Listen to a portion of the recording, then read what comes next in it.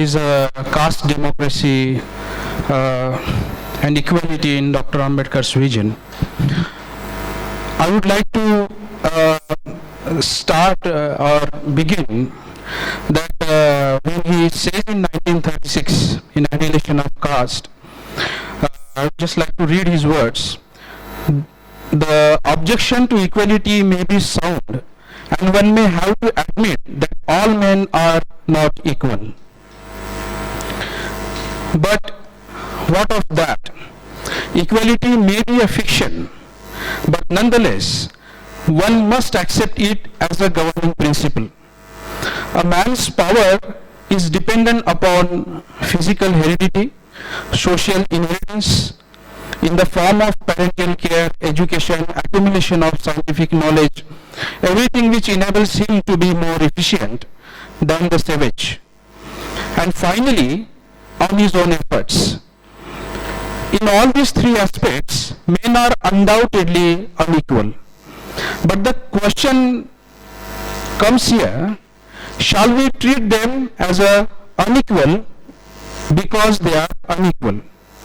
This is a question which opponent of equality must answer. On the other hand, it can be urged that if it is good for the social body to get the most of its member, it can get out of them only by making them equal as far as possible at the very start of the race. This is a question Dr. Ambedkar raises. Undoubtedly, we born and brought up in a different circumstances and the backgrounds and the categories or whatnot we are coming from. Also, there is another important problem Dr. Ambedkar highlights. He says that the student of sociology widely studied the equality and inequality. But he says that none of them have realized that there is a addition to equality and inequality debate, that is the thing called graded inequality. Yet inequality is not half so dangerous as graded inequality. Inequality carried within itself the seed of its own destruction. Inequality does not last long. Under the pure and simple inequality, two things happens. The first, he says that it creates a general discontent which forms the seed of revolution. And secondly, he says it makes the sufferers combine against a common foe and the common grievances.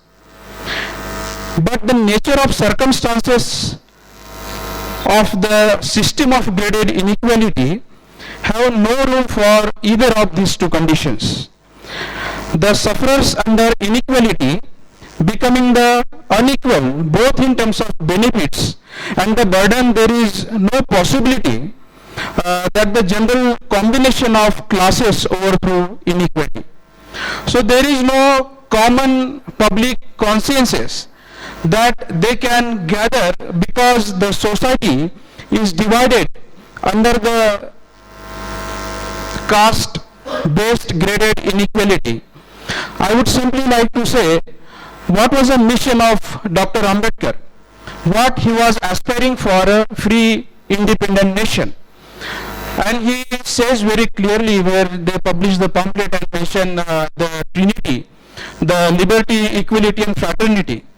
He mentions liberty means everyone should be free to live a life the way they wanted to live, unless they don't harm and do injustice to others. But the strange thing about caste, he highlights, it bothers everyone, those who are in the top and those who are in the down. Secondly, he says the equality means when two people meet, they should interact each other on the basis of human ground, and the drive force of their relationship at surface may be good, but at the bottom they are very much aware of their own caste consciousness. So the relation or the justice or the moral or the virtues are caste bound. That's what he says.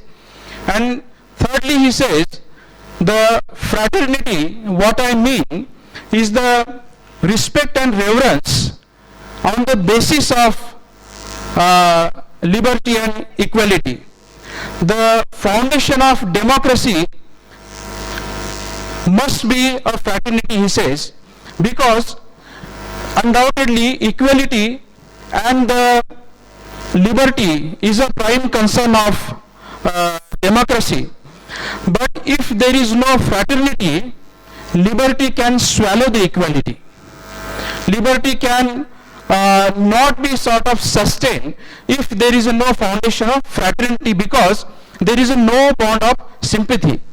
And you see what just Anand has showed. Overall, the whatever Tarun Tejpal said or Ashish Nandi said, they are equal in some sense. They are sharing their equal, what can I say, reflection or the efficiency of deciding or determining the Indian social system, which is deeply rooted on the caste-based society. I was just thinking how an intellectual world or intelligentsia can be completed by ignoring the 40 to 45% intelligent people in this nation.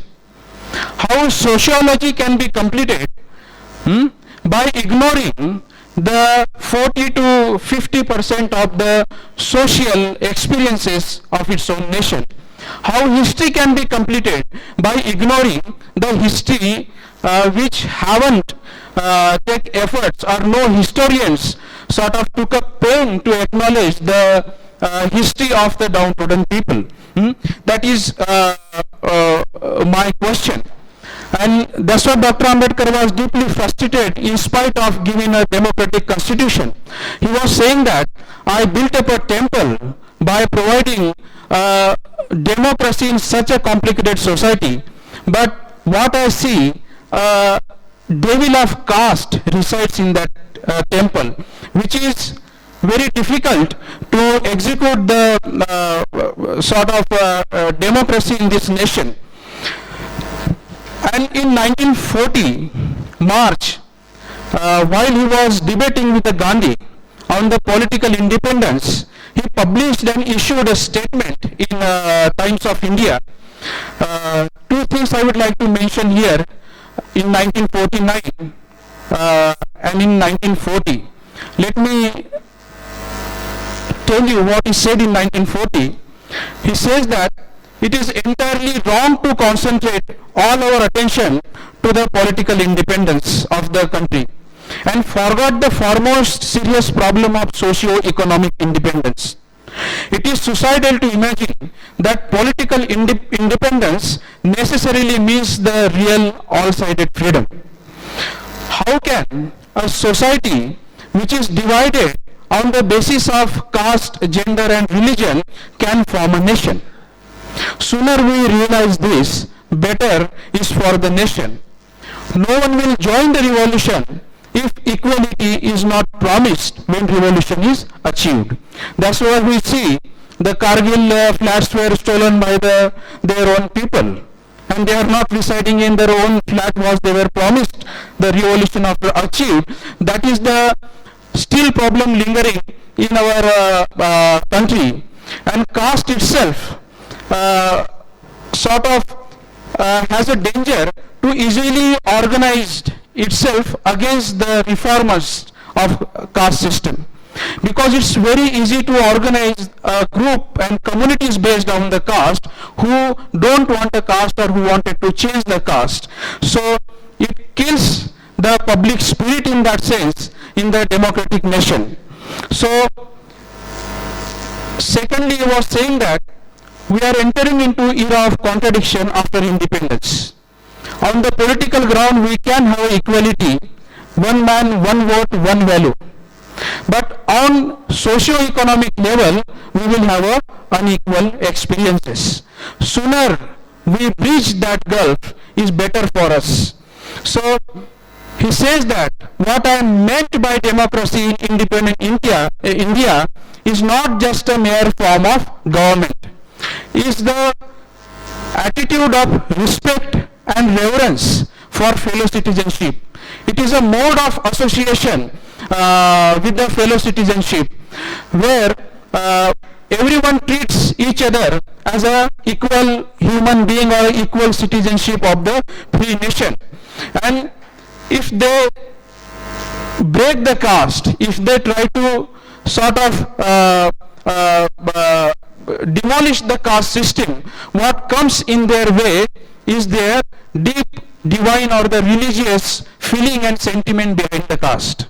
And without freedom of caste system, if we try to construct a nation, if we try to define the nation, if we try to define the experiences of the whole sort of pan-national experiences, he says that on the surface you can have a democratic values, but internally you can have, he says that that kind of construction of nation can create an internal slavery, that create an internal dominance. So whether the people of India will put or place country above the creed or creed above the country, that is the question. Because democratic government or democratic society must be presupposed or precise by the democratic society, democratic culture. You can't have a undemocratic society at one hand and the democratic government on the other. Definitely you can have a policies of democracy, but in practice you will suffer with the inequality and justice. And he defines what is the meaning of social democracy. He says that the social democracy recognizes the values which he very much enshrined in the preamble of Constitution. He says that it must be based on the liberty, equality and fraternity. They are union of Trinity and one cannot diverge from each other.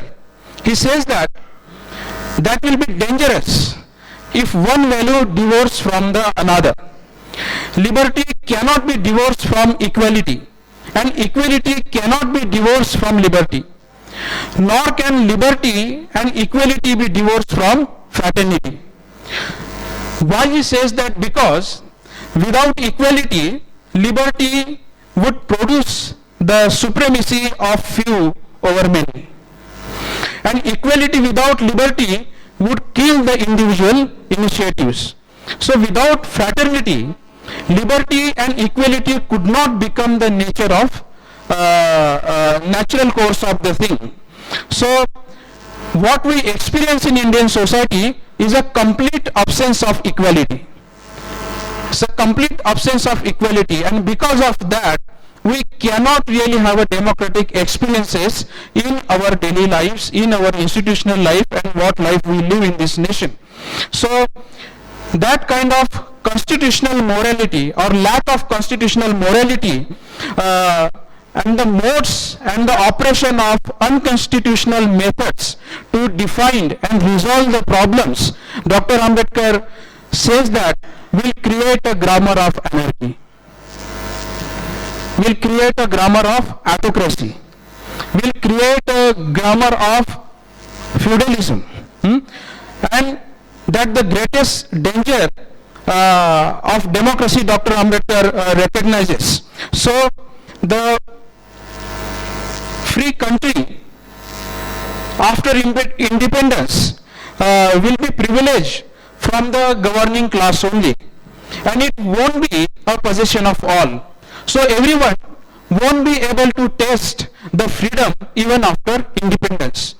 Look at the vision and the insight of Dr. Ambedkar since beginning of the freedom struggle, since the beginning of the achievement of the independence, and where nation was shedding the colors of freedom, Dr. Ambedkar was rightly highlighting the points and the dangers and the risks of the free nation.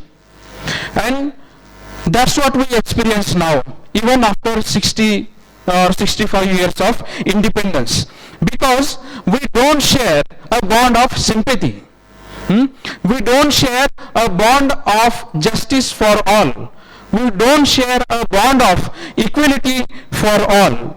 And he gives two reason for the causes of failure of democracy.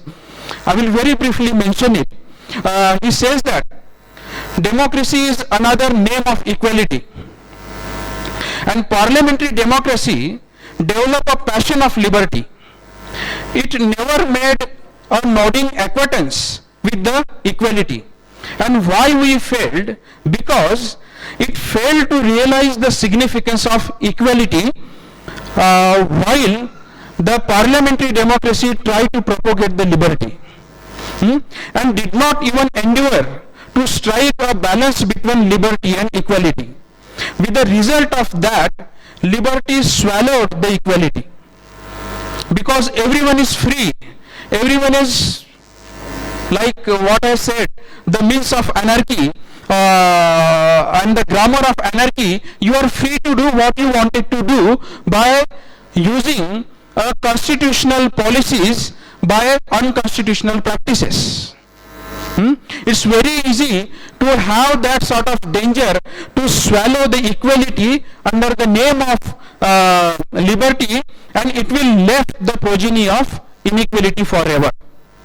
Second thing, he says that the evil of rule and rulers. This dichotomy, this pair, he shares especially in Indian experiences while studying the history of democracy of the world. He says that in India the division is stereotype. Division is so narrow and closed and inboxed.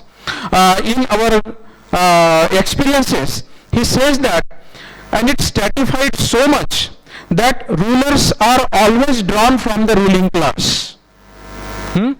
The definition of society, a nation, nationalism, culture, religion, democracy, justice, everything is defined by the ruling rulers, and the rulers are coming always from the ruling class, he says.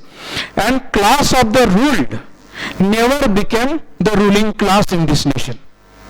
So your experiences are defined by the people who never ever experience what caste is, or what the trouble of the minorities, or what is the trouble of the gender inequalities, and so on.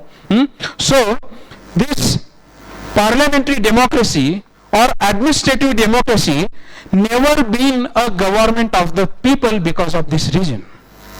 It couldn't become a government of the people or by the people, and that is the reason why government could not work for the people. Precisely this reason, government, no political leader says that I am casteist in this nation. No political leader says that I wanted to perpetuate a caste system. But the other day I was, like yesterday I was in Usmania campus, and there was a conference on Pune Pact and its impact on the electoral democracy and things like that. So in NTR's regime, there was a piles of file, they were passing through the table, and the NTR was writing by his pencil on the corner SC. So all SC became very happy. But the moment he reveals the truth, it was a joke. SC means not scheduled caste. What NTR meant on that file is same caste. So the file which were moved passed by the same caste, what belongs to his own community and creed. So that's the danger when it was always ruled by the ruling class government. That government couldn't function for the people, because that experiences never ever came on their chair or in their mind from what kind of life they lived. Well, how can the statements what we have you must have experiences. Dr. Ambedkar was very rightly theorizing this before it happened. Sooner we identify this danger of the democracy and the equality and for the values like fraternity is better for us. We can have the fight and struggle for the justice, but justice will never come to us. And that equality will be never achieved because it will be swallowed by your liberal attitude by sitting on such a chair which you never ever came across through the pain and the struggle the people ever gone through. Same case with the earlier documentary of that teacher. So what are the conditions for the successful of this democracy? He gives certain conditions. Very briefly I would like to just mention these conditions. He says that there must not be glaring inequalities in the society. There must not be a oppressed or suppressed class in the society if you wanted to have a democratic experience from the government. There must be a class which has got all the privileges and the class which got the burden to carry for their whole life. This gulf, sooner we remove, this gap, sooner we remove, is the better to achieve a real democracy in nation. So, he was major cause, the major symptom. He recognizes the failure of this democratic equality in society. He says that the existence of this social cleavage.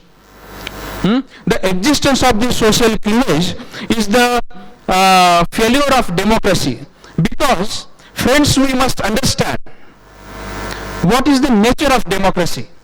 The nature of democracy itself contradicts with the hereditary authority. The nature of democracy itself contradicts with the autocratic authority. But what we experience in the name of democracy is the hereditary authority and the continuation of the same ruling classes. Continuation of the certain or the few people who ruled over the society again and again, time and again. So change becomes a strange for us. A revolution or the transformation became a strange for us.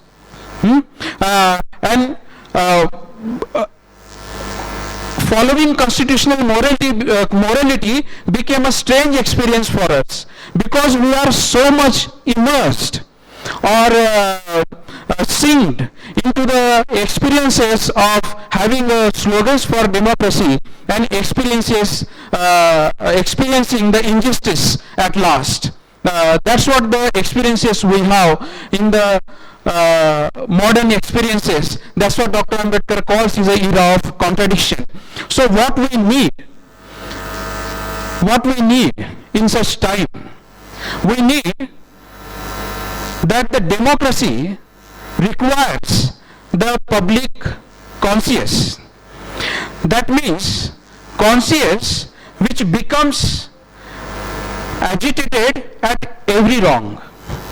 That public conscience which becomes agitated at every wrong, and no matter who is the sufferer. And it means that everybody, whether she or he or whatever caste or class she or he belongs to, that particular wrong are not prepared or to join him in order to get himself relieved. So everyone should have a liberty. Everyone should have that sort of courage to say that what is going is wrong. That kind of nature of public conscience we need to survive the democracy in India.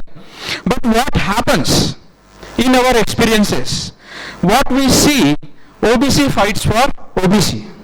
Scheduled caste fights for scheduled caste. Muslim fights for Muslim. And scheduled tribe fights for scheduled tribe.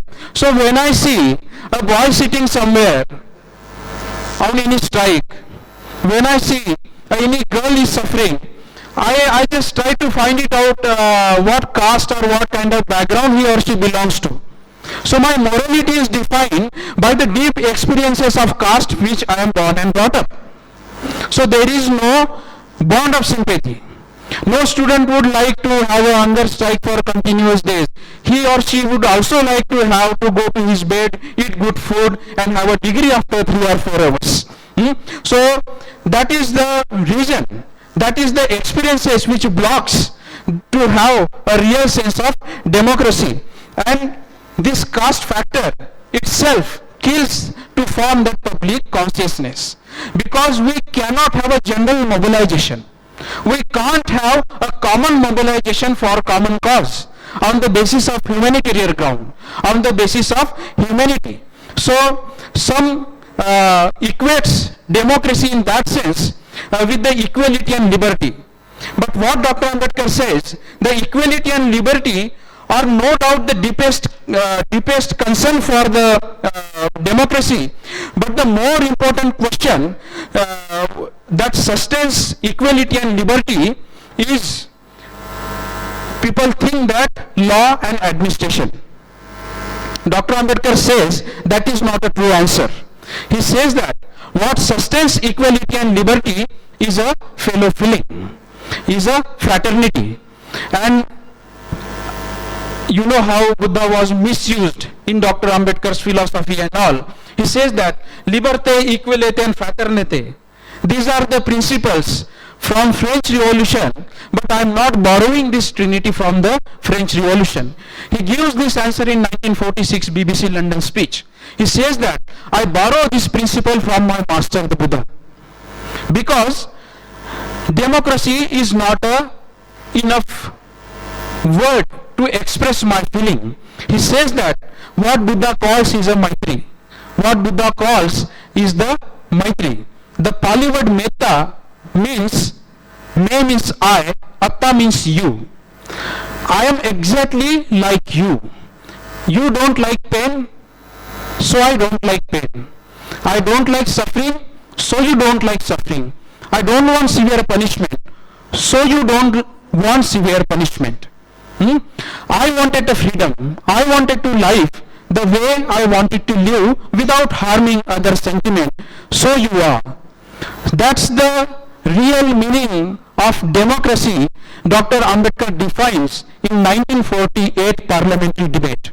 If you go through his volume, he gives such a sensible and a very sort of deeper words and examples to define what he is aspiring for the free nation. So friends, let us not freeze Dr. Ambedkar mere in constitution. Let us not freeze Dr. Ambedkar mere in the history of modern India, but let it melt and flow through the values he wanted to see for the independent nation, where the common experiences are shared on the basis of liberty, equality, fraternity and justice. In that sense, I said how again the sociology, history, culture, nation can be completed, can have the taste of freedom, where the 40 to 45% of women carries the human sheet on their head. 30 to 35 scheduled caste, scheduled tribe students are dropped from the higher educational institutes. And 30 to 19% almost from most of the Dalit communities, they have been raped. Every 4 to 5 minutes, one woman is raped in this nation. So how can we feel or say is a democracy achieved on the basis of what Dr. Ambedkar was aspiring for to nation? Sooner we realize is this will be the better for us. There is a gulf between living and the living worthily. That's what Dr. Ambedkar's aspiration for every citizenship of this nation. And let us not freeze him in the history and the constitution, and let us not make him the victim of reductionism by mere calling a leader of the Dalits or scheduled caste or scheduled tribe. I think he was aspiring democracy in real sense, not only in the forms but in the facts. Thank you very much.